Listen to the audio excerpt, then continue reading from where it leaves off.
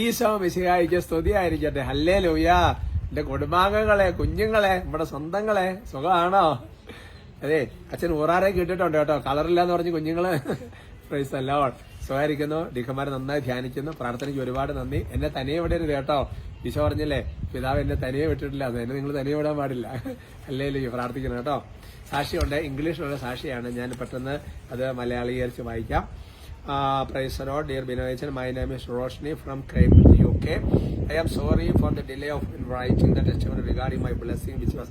അതായത് കർത്താവ് വലിയൊരു അനുഗ്രഹം തന്നു. പക്ഷെ കുറച്ച് നാൾ താമസിച്ച് പോയ ടെസ്റ്റിമണി എഴുതാൻ വേണ്ടിയിട്ട് ഞാൻ 2023 ആ സമയം മുതൽ ഞാൻ ഓൾറെഡി ഇതെല്ലാം കഴിഞ്ഞു, പഠനം എല്ലാം കഴിഞ്ഞു. അങ്ങനെ ശേഷം പിന്നെ ജോലിക്ക് വേണ്ടി അപ്ലൈ ചെയ്യാൻ തുടങ്ങി. ഇപ്പോൾ 2025 കേട്ടോ. അപ്പോൾ 23 ജോലിക്ക് അപ്ലൈ ചെയ്ത് കിട്ടുന്നില്ല, 24 അപ്ലൈ ചെയ്ത് കിട്ടുന്നില്ല. പക്ഷെ എന്ന് വെച്ചാൽ ഒരുപാട് സ്ട്രഗിൾ ചെയ്തു. കാരണം ലാക്ക് ഓഫ് എക്സ്പീരിയൻസ്, അനുഭവത്തിന്റെ പരിചയത്തിന്റെ കുറവുകൊണ്ടാണ് ഇതെല്ലാം കിട്ടാതെ പോകുന്നത്. അങ്ങനെ എല്ലാ ഇന്റർവ്യൂ പെർഫോമൻസും വളരെ വളരെ പോറായിരുന്നു. പിന്നെ ഒരുപാട് ഞാൻ സ്ട്രഗിൾ ചെയ്തു. ആങ്സൈറ്റി, അതിനുശേഷം പിന്നെ കുറച്ച് നെഗറ്റീവ് തിങ്കിങ് ആയി. എന്ന് പറഞ്ഞു കഴിഞ്ഞാൽ ഇനിയിപ്പം very often would not happy. എനിക്ക് എന്തായാലും ഒന്നും കിട്ടിയല്ല. ഞാൻ ഇന്റർവ്യൂ നടത്തി 2 വർഷമായില്ലേ, ഇനി എനിക്കിതൊന്നും കിട്ടിയല്ല. അങ്ങനെ കംപ്ലീറ്റ് ഞങ്ങൾ ഡൗൺ ആയിപ്പോയി. പക്ഷേ അതിനടുത്ത് കേട്ടോ, മൈ മോം ആൻഡ് സിബ്ലിംഗ് എന്ന് പറഞ്ഞാൽ എന്റെ പ്രിയപ്പെട്ട സഹോദരങ്ങൾ, അമ്മയും പിന്നെ സഹോദരങ്ങളും ഉണ്ടല്ലോ നമ്മുടെ, അവരെല്ലാരും കൂടെ അവര് റെഗുലർ എല്ലാ ദിവസവും അച്ഛന്റെ ടോക്ക് കേൾക്കുക, പ്രാർത്ഥന ചെയ്യുന്ന ആൾക്കാരാണ്. ഈ ചങ്ങാതി മാത്രമേ ഉള്ളൂ. അതുപോട്ടെ, സാരമില്ല. പക്ഷെ ഞാൻ എന്ത് ചെയ്യുന്ന അവസാനം ഏതായാലും ഈ ടോക്ക് എന്ന് കേൾക്കാന്ന് വിചാരിച്ചു. ഞാനൊരു ടോക്ക് കേട്ടു. ആ ടോക്ക് ഞാൻ പിന്നെ അതങ്ങോട്ട് എനിക്കിന് ജോലി കിട്ടുന്നോടെ വരെ എന്ന് പറഞ്ഞിട്ട് ഞാൻ അങ്ങോട്ട് കണ്ടിന്യൂസ് അങ്ങോട്ട് കേൾക്കാൻ വേണ്ടിയിട്ട് തുടങ്ങി. അപ്പോൾ അത് കഴിഞ്ഞിട്ട് watching the talk multiple times, ഒരുപാട് തവണ. എന്നിട്ട് ബ്ലെസ്സിങ് ഞാൻ സ്വീകരിക്കും. അങ്ങനെ പ്രാർത്ഥിക്കുന്ന സമയത്ത് പെട്ടെന്ന് എനിക്കൊരു ഇന്റർവ്യൂ വന്നു. ഈ അടുത്ത നാൾ ഇന്റർവ്യൂ വന്നു. അങ്ങനെ ഇന്റർവ്യൂ വന്ന സമയത്ത് ഞാൻ പറഞ്ഞ അമ്മ എന്ത് ചെയ്തു, അമ്മ ആ മെസ്സേജ് ബിനോയിച്ചന് മെസ്സേജ് അയച്ചു. അപ്പൊ പ്രയങ്ങെന്ന് പറഞ്ഞ് മറുപടി കിട്ടി. ഓക്കെ, ആ ഇന്റർവ്യൂവിന് ഒരു പെട്ടെന്നൊരു ഇന്റർവ്യൂ വന്നു. ആ ഇന്റർവ്യൂ വന്നു കഴിഞ്ഞപ്പോൾ അതിനകത്ത് ക്വസ്റ്റ്യൻസ് എല്ലാം എനിക്ക് നല്ല ബെസ്റ്റ് ആയിട്ട് എനിക്ക് കോൺഫിഡൻസോട് കൂടി അറ്റൻഡ് ചെയ്യാൻ വേണ്ടി പറ്റി. എനിക്ക് ജോലിയും കിട്ടി, നല്ല പൊസിഷനിൽ കയറി എന്ന് പറഞ്ഞിട്ട് സാക്ഷി എഴുതി അയച്ചിരിക്കുക. അതേപോലെ തന്നെ ഫ്രണ്ട്സ് ഓക്കെ. അപ്പൊ എഴുതിയിരിക്കുന്നത് ഇങ്ങനെയാണ്. അദ്ദേഹത്തെ എന്റെ സഹോദരങ്ങളല്ല, കോളേജിൽ പഠിക്കുന്ന ബാക്കിയുള്ളവരൊക്കെ ഉണ്ടല്ലോ, അവർക്ക് എല്ലാവർക്കും ഇതേപോലെ ജോലി ഒരുപാട് സ്ട്രഗിൾ ചെയ്യുന്നുണ്ട്, അവർക്കെല്ലാം വേണ്ടി പ്രാർത്ഥിക്കുന്നത് പറഞ്ഞിട്ട് എഴുതിയിരിക്കുക. Praise the Lord. എന്തായാലും അങ്ങനത്തെ മേഖലയ്ക്ക് സൂപ്പറായിട്ട് നമുക്ക് പ്രാർത്ഥിക്കാം. കർത്താവ് നമ്മുടെ പ്രൈസ് ദി ലോർഡ്. നല്ല കാറ്റൊക്കെ ഉണ്ട്. ഹല്ലേലൂയ. പ്രിയമുള്ള സഹോദരങ്ങളെ, ഇന്നത്തെ നമ്മുടെ വിഷയത്തിന്റെ തലക്കെട്ട് കൊടുത്തിരിക്കുന്നത് യോഹന്നാൻ 6:29 ശരിക്കും തലക്കെട്ട് 6:28 ആണ്. ഒരു ചോദ്യമാണ്. അതായത് ദൈവഹിതമനുസരിച്ച് പ്രവർത്തിക്കുന്നവരാകാൻ ഞങ്ങൾ എന്ത് ചെയ്യണം എന്നുള്ളതാണ്. എന്റെ പ്രിയപ്പെട്ട സഹോദരങ്ങളെ, ഇത് നമ്മുടെ വലിയൊരു വിഷയമാണ്.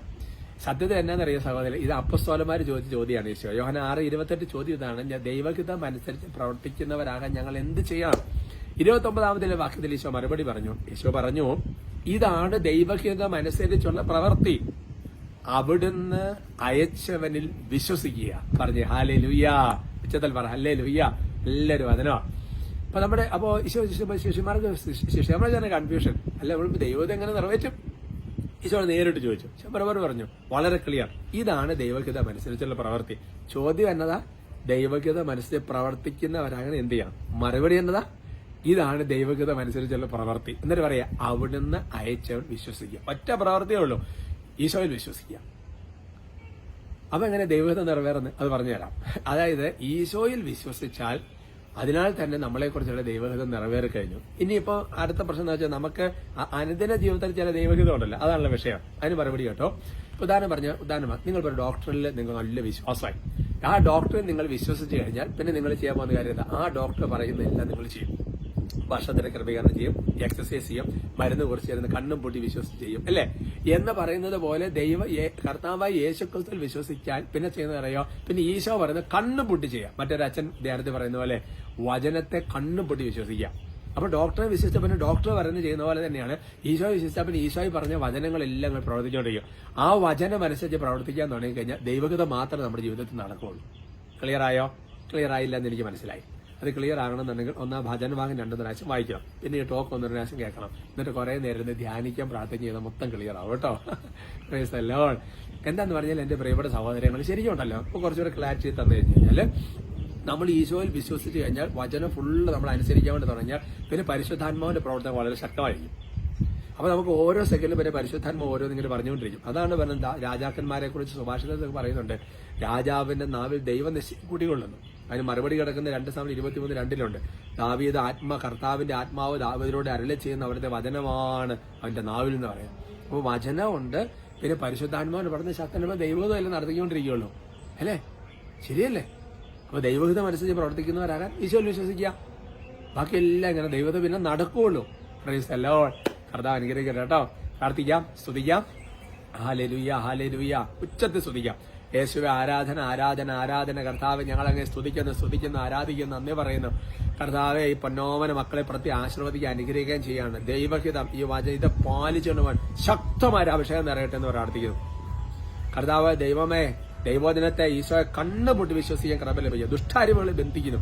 കർത്താവ് നാളുകളായിട്ട് ജോലിക്ക് അപ്ലൈ ചെയ്ത് ജോലി കിട്ടുന്നില്ല, നിരാശയായി പരീക്ഷ എഴുതി മടുത്തു, ഇന്റർവ്യൂവിന് പോകുന്നില്ല, അതുപോലെ നിരാശപ്പെട്ടിരിക്കുന്നവരുടെ കർത്താവ് യേശുക്രിസ്തുവിന്റെ നാമത്തിൽ ഞാൻ പൗരോഹിത്യ അധികാരത്തെ കൽപ്പിക്കുന്നു. നിങ്ങൾ നിരാശപ്പെട്ട് നീ പുറത്തിറങ്ങി വരിക. സിയോൻ പുത്രൻ നിന്റെ കഴുത്തിന്റെ മുഖത്തിന്റെ കെട്ടുകൾ നീ പൊട്ടിച്ചു കളയുക. പൊടിയിൽ നിന്ന് ചാരത്തെ തട്ടിക്കുടഞ്ഞ് എഴുന്നേക്കുക. ഈ വചനം പറഞ്ഞ് ആശീർവദിക്കുക. പ്രാർത്ഥിക്കുന്ന കർത്താവ്, ഓ കർത്താവായ ദൈവരെ പ്രത്യേകം ബ്ലെസ് ചെയ്യുന്ന കർത്താവ്. അടുത്ത ഇന്റർവ്യൂകൾ കർത്താവിന്റെ ഒരു അനുഗ്രഹം നിങ്ങളെ മുൻപന്തിയിൽ എത്തിക്കട്ടെ. യേശയ്യ 45:1-2 പ്രകാരം, യേശയ്യ 22 വചന പ്രകാരം, കർത്താവ് യേശയ്യ 3 വചനപ്രകാരം അനുഗ്രഹിക്കുന്ന കർത്താവ്. സങ്കീർത്തനം 18 ആശീർവദിക്കുന്ന കർത്താവ്. കർത്താവിന് നിങ്ങൾ ദൈവാനുഗ്രഹം ഉണ്ടാകട്ടെ.